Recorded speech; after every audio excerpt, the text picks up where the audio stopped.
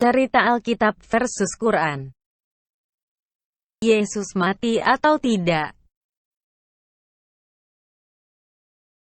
Cerita tentang kematian Yesus mati di kayu salib untuk menebus dosa manusia dan bangkit pada hari ketiga, merupakan suatu inti ajaran keselamatan dalam Kristen. Tanpa matinya Yesus di kayu salib dan bangkit lagi, maka ajaran Kristen tidaklah berarti apa-apa. Namun Quran menceritakan bahwa sebenarnya Yesus tidak mati di atas kayu salib. Surah 4 ayat 157 dan 158. Dan karena ucapan mereka, sesungguhnya kami telah membunuh Al-Masih, Isa putra Maryam, Rasulullah, padahal mereka tidak membunuhnya dan tidak pula menyalibnya, tetapi yang mereka bunuh ialah orang yang diserupakan dengan Isa bagi mereka.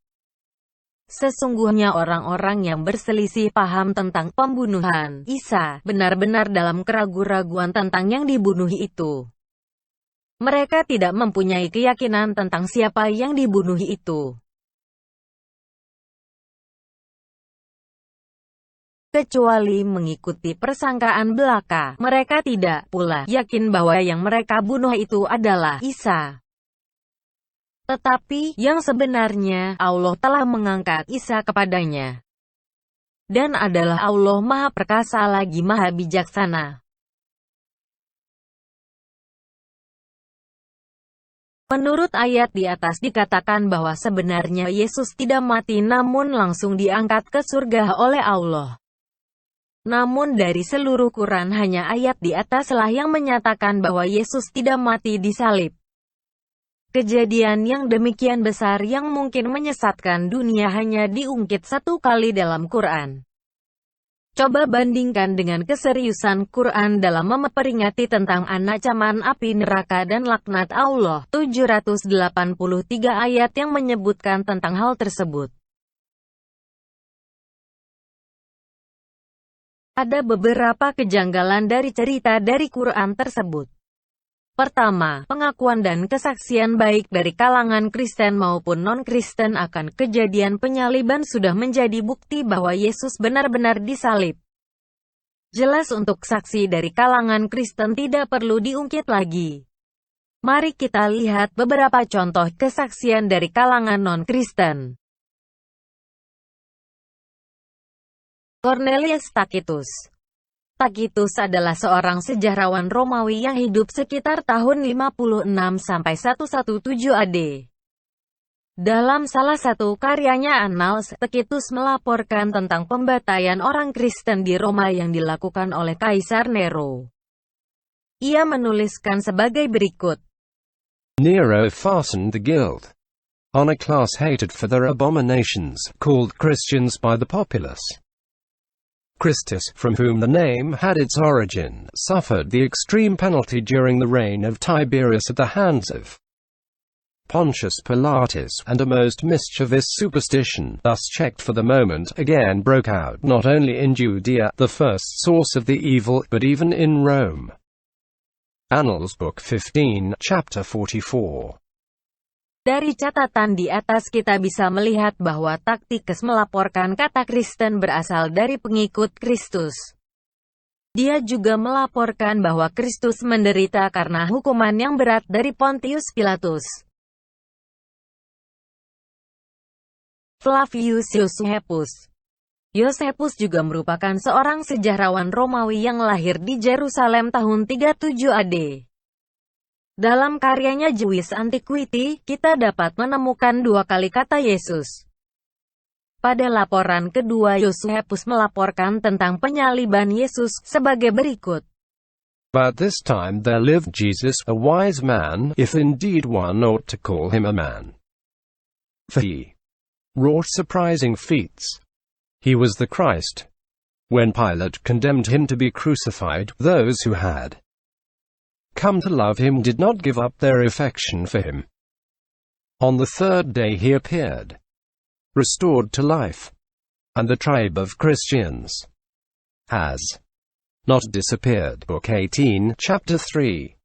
dalam laporan di atas membuktikan bahwa Yesus mati di kayu salib dan bangkit pada hari ketiga. Babylonia Talmud Sanhedrin 43a-B. Talmud adalah kumpulan tulisan para rabi Yahudi. Babylonian Talmud ini ditulis sekitar tahun 70–500 AD. Dalam salah satu tulisan di Talmud tersebut menuliskan sebagai berikut. On the eve of the Passover, Yeshua was hanged.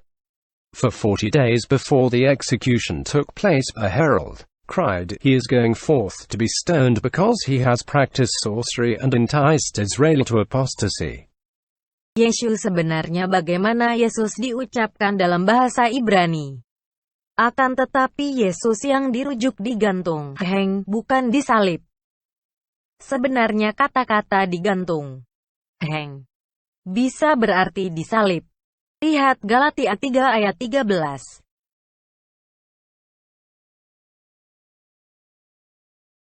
Lucian, tahun 120–180 AD. Lucian adalah seorang satair Yunani yang hidup pada abad kedua, yang mengatakan dalam karyanya, The Passing of Peregrinus, dengan jelas bahwa Yesus disembah sebagai Tuhan. the Christians worship a man to this day, the distinguished personage who introduced the novel rites and was crucified on that account. It was impressed on them by their original lawgiver that they're all brothers. For the moment that they are converted and deny the gods of Greece and worship the crucified sage and live after his laws. Dikatakan oleh Lucian bahwa Yesus yang disalibkan, disembah oleh para pengikutnya. Alasan kedua, hanya ada satu ayat dalam Quran yang menyatakan Yesus tidak mati disalib, sedangkan demikian banyak ayat-ayat Quran yang justru mencatat tentang kematian Yesus. Baiklah, mari kita lihat surah 19 ayat 15 dan ayat 33, surah 5 ayat 117, surah 3 ayat 55, surah 4 ayat 59, surah 19 ayat 15. Kesejahteraan atas dirinya pada hari ia dilahirkan dan pada hari ia meninggal dan pada hari ia dibangkitkan hidup kembali. Surah 19 ayat 33. Dan kesejahteraan semoga dilimpahkan kepadaku, pada hari aku dilahirkan, pada hari aku meninggal dan pada hari aku dibangkitkan hidup kembali. Surah 5 ayat 117. Maka setelah engkau wafatkan aku, engkaulah yang mengawasi mereka. Surah 3 ayat 55. Ingatlah ketika Allah berfirman, Hai Isa, sesungguhnya aku akan menyampaikan kamu kepada akhir ajalmu dan mengangkat kamu kepadaku. Surah 4 ayat 159. Tidak ada seorang pun dari ahli kitab, kecuali akan beriman kepadanya, Isa, sebelum kematiannya. Dan di hari kiamat nanti Isa itu akan menjadi saksi terhadap mereka.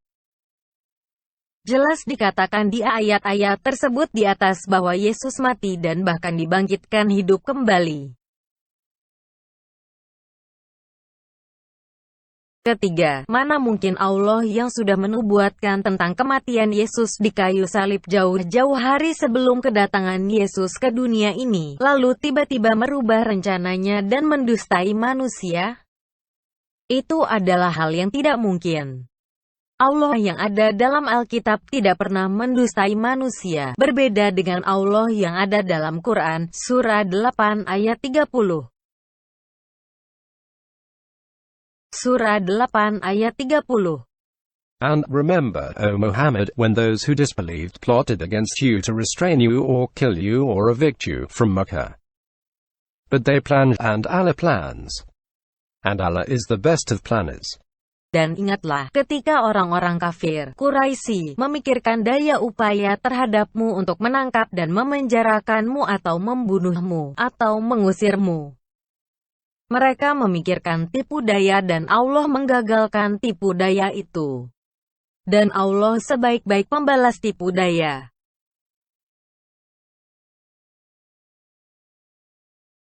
Jadi dari semua fakta di atas, baik dari Kristen, non-Kristen maupun Islam sendiri, dapat disimpulkan bahwa apa yang diceritakan dalam Quran hanyalah kebohongan karangan manusia belaka.